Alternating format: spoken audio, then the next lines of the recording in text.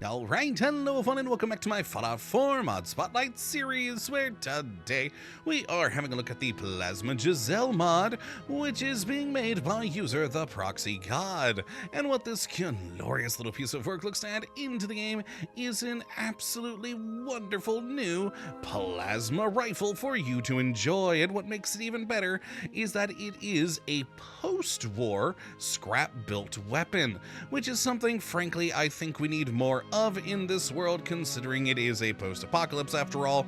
You'd think there'd be a few more thrown together guns rather than just everything being pre-war weaponry.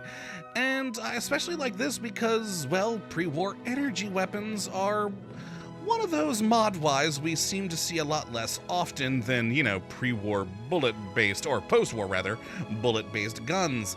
So a plasma home-built gun with a wooden stock covered in electrical burn marks is pretty fun, and I've very much been enjoying my time with this thing.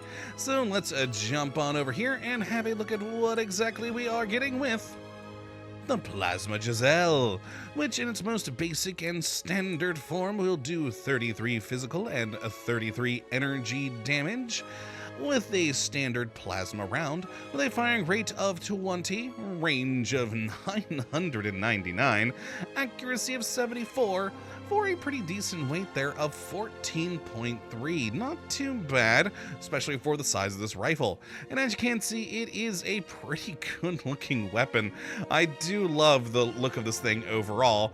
I mean, first off, just the slapdash stuff of like copper tubing and all sorts of electronics strapped onto this wooden stock, which very much does look the part of a Jezail rifle, which, for any of you who don't know, historically, Jezails were simple homemade rifles made in parts of South Asia and the Middle East, which, it certainly looks the part of it. Look up some pictures of old school Jezails, and I mean, besides the whole plasma aspect, it really does look like one of those rifles. And like I said a moment ago, I especially love all the burn marks going through the wood on this thing. Just going to show that, while making it, they may have run into a few accidents, and that just adds some nice character to it. Now, as for modifications, we've got a pretty short list of things, but enough to make the weapon a bit more usable into later points in the game. It's definitely never going to be a real powerhouse of a gun.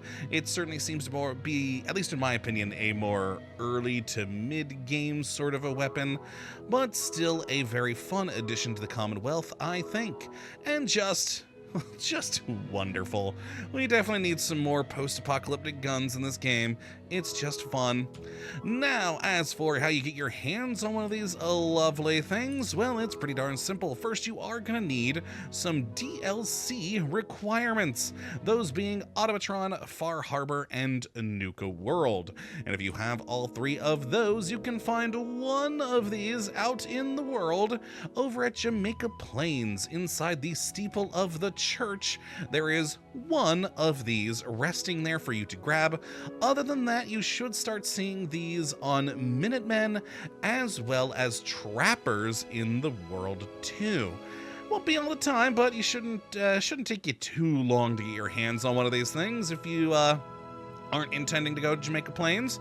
So yeah, not too shabby at all there. So let's jump on over here to the weapon workbench and have a look at what modifications we do have available for this thing.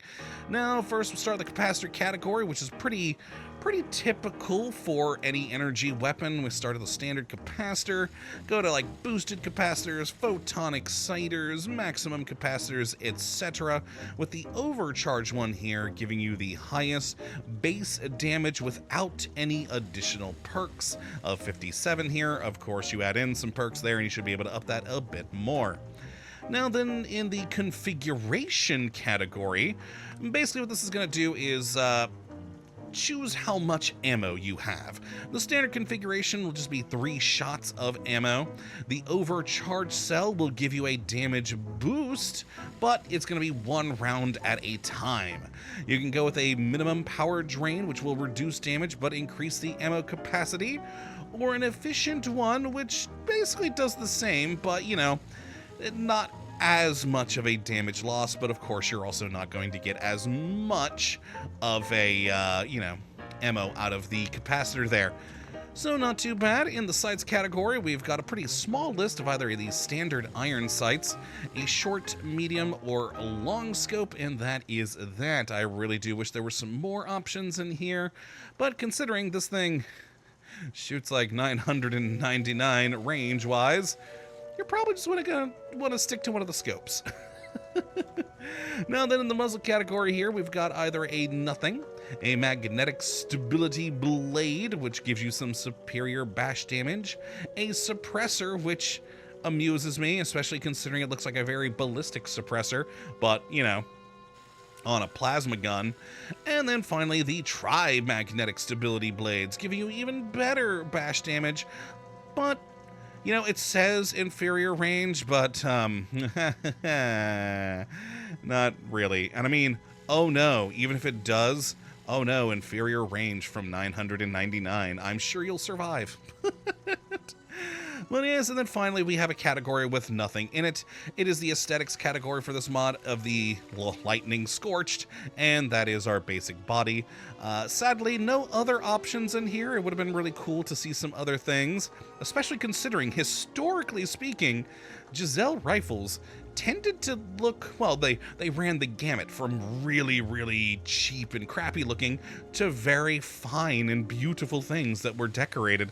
So it'd be really cool to see some more highly decorated textures in here one day. Perhaps we'll get them, I don't know. It would be very nice to see in the future. But for now, it's just the one singular thing. So let's see this thing in a use, and I'll go ahead and grab my modified versions while we're at it here. Got the tri-blade one there, and a suppressed one there. And let's pull out our standard and take some shots. And there we go. 3 shots out of this thing. A fun plasma sound. Not exactly the fastest firing of things, but, you know, it's not too bad.